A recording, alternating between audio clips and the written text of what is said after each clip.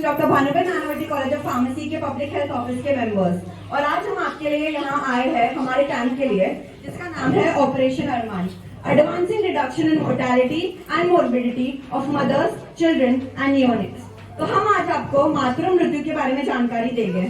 तो देखते हैं आज आपकी अदालत में कौन सा मुकदमा चल रहा है। आज की कार्यवाही शुरू की जाए। योर ऑनर, आज का केस बड़ा ही दिल दहलाने वाला है। मेरी क्लाइंट, माफ कीजिएगा मेरी स्वर्गवासी क्लाइंट, और उसके नवजात शिशु की मेंटल टॉर्चर की वजह से और मेडिकल अटेंशन ना मिलने के कारण हत्या हुई है। ऑब्जेक्शन माय लॉर्ड, मेरे कलीग शायद ये भूल रहे कि फैसला सुनाने का काम जज का है। मैं ये दावे के साथ कह सकती हूँ कि मेरे क्लाइंट जिग्नेश बेकसूर है। ये साबित करने के लिए कि रमीला जी की मेंटल टॉर्चर की वजह से ही हत्या हुई है, मैं उनकी पड़ोसन सरिता जी को कटघरे में बुलाने की इजाजत चाहता हूँ। इजाजत है। सरिता जी हाजिर हो। अहो काय सांगू जगताय तुम्हाला, ये लोग रमीलाचे घर के सारे काम करवाते थे। प्रेगनेंसी के आखिर के दिनों तक काम कर करके थकून गेलेली बिचारी। इतना काम करवाते थे कि उसकी मानसिक हालत भी कुछ ठीक नहीं थी। वो बिचारी दुखी रहती थी, उदास रहती थी, गुस्सा पडलेला चेहरा असायचा बघा बिचारीचा। Oh really? तो ये साबित करने के लिए कि प्रेगनेंसी में ये सब चीजें कॉमन है, मैं बुलाना चाहूंगी डॉक्टर सालुके जी को। इजाजत है। सालुके जी हाजिर हो। जी, ये बात तो सही है कि प्रेगनेंसी के दौरान हाई ब्लड प्रेशर और मूड स्विंग ये काफी आम बात है। तो डॉक्टर साहब, आप को बताना चाहते हैं कि रमीला जी की मौत कैसे हुई और उसका कारण क्या है? जहाँ तक मुझे याद है, 13 दिसंबर की रात को रमीला जी को हमारे अस्पताल में लाया गया था। उनकी हालत काफी नाजुक थी। काफी सारे टेस्ट करने पर हमें ये पता चला था कि उन्हें यूट्रस का इन्फेक्शन हुआ है। उनके प्लेसेंटा में भी टीयर था, जिसकी वजह से उन्हें हेमरेज हुआ। हेमरेज यानी कि जरूरत से ज्यादा खून का बहना, और इसका एक महत्वपूर्ण कारण है हाइपरटेंशन। तो आप कहना चाह रहे हैं कि हेमरेज के कारण उनकी मौत हुई? देखिए, मैं डॉक्टर तो नहीं हूँ, पर इतना जरूर जानता हूँ कि हेमरेज ऐसा ही नहीं होता। तो डॉक्टर, क्या आप कोर्ट को बताना चाहेंगे कि हेमरेज के कारण क्या है? वैसे तो कई कारण है, पर इस केस में कारण था हाइपरटेंशन, जिसकी वजह से उनकी मौत हो गई। हाइपरटेंशन यानी सीधी भाषा में हाई बीपी, और हाई बीपी तो टेंशन की वजह से होता है, और टेंशन तो मेंटल टॉर्चर की वजह से भी होता है। क्यों डॉक्टर, एम आई राइट और एम आई राइट? अरे गरीब भाई, शू बोलो छो? मेरे तो उसके ऊपर अभी तक चिल्ला ही नहीं। Order, silence in the court. હું કહું છું આ બધા ખોટું છે। मेरी बेटी के साथ जो हादसा आपका हुआ, जो भी कहना है कटघरे में आके कहिए। मेरी बेटी के साथ ये जो हादसा हुआ वो कोई दुर्भाग्य नहीं था। मेरी बेटी के इन्होंने गवर्नमेंट रेगुलेटेड टेस्ट नहीं करवाए।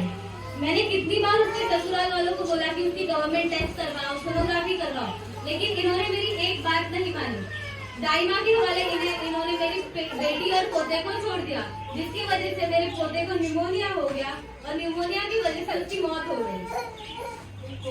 हमें हमारे दावा पे पूरा भरोसा है। गांव में काफी सुरक्षित डिलीवरी की है। ये क्या बेबुनियाद बात कर रहे हैं आप मिस्टर केडी? हमारे देश में कई सालों से दाइमा की बदल चलती आ रही है। ये तो मेडिकल चीज हुई ना, ये तो कोई प्रेडिक्ट नहीं कर सकता। फिर इसमें मेरे क्लाइंट जिग्नेश की क्या गलती है? डॉक्टर साहब, आपके पास इस सवाल का कोई जवाब है? जी, जहाँ तक मैं जानता हूँ और मुझे जितना समझा, अगर इस केस में स्वच्छ और शुद्ध वातावरण के साथ सारे गवर्नमेंट रेगुलेटेड टेस्ट और सोनोग्राफी की होती, तो आज दोनों बच्चे और माँ की जान बच गई होती और दोनों सेहतमंद होते और सही सलामत होते। तो दोस्तों, जैसे ही आपने देखा, मातृ मृत्यु के कारण सिर्फ मेडिकल नहीं, इमोशनल भी हो सकते हैं। पूरी दुनिया में हर दिन 800 माताओं की मृत्यु हो जाती है। इंडिया में हर 1 लाख बर्थ में से 100 बर्थ ऐसे होते हैं जिसमें माता की मृत्यु डिलीवरी करते वक्त ही हो जाती है। इनका कारण क्या होता है? बहुत सारे कारण है मातृ मृत्यु के, बट उसमें से 3 प्रमुख कारण है: हेमरेज, हाइपरटेंशन और सेप्सिस। हेमरेज एक ऐसी स्थिति है जिसमें ज्यादा ब्लीडिंग की वजह से माता की मृत्यु डिलीवरी के वक्त हो जाती है, और ये सबसे प्रमुख कारण है। दूसरा स्थिति ऐसा है, उसका नाम है सेप्सिस। सेप्सिस मतलब क्या? इन्फेक्शन।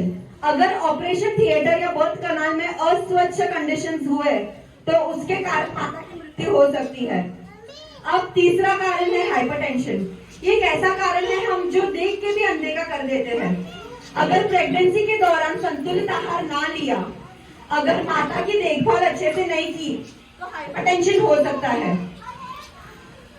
ये इतना ही नहीं, अगर प्रेगनेंसी के बाद, डिलीवरी के बाद भी अगर माता को अच्छे से देखभाल नहीं किया तो और बच्चे का पालन पोषण अच्छा नहीं हुआ तो बहुत सारे इन्फेक्शन हो सकते हैं, जैसे कि निमोनिया और डायरिया।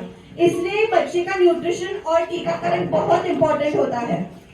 ये सब ध्यान रखते हुए गवर्नमेंट ऑफ इंडिया ने काफी सारे स्कीम्स निकाले हैं, जैसे कि जननी शिशु सुरक्षा योजना, जननी मातृ सुरक्षा योजना और प्रधानमंत्री वंदना मातृ योजना। तो ये योजनाओं के तहत हम बहुत सारे गवर्नमेंट हॉस्पिटल्स में जाकर गर्भवती महिला का ध्यान से डिलीवरी करवा सकते हैं।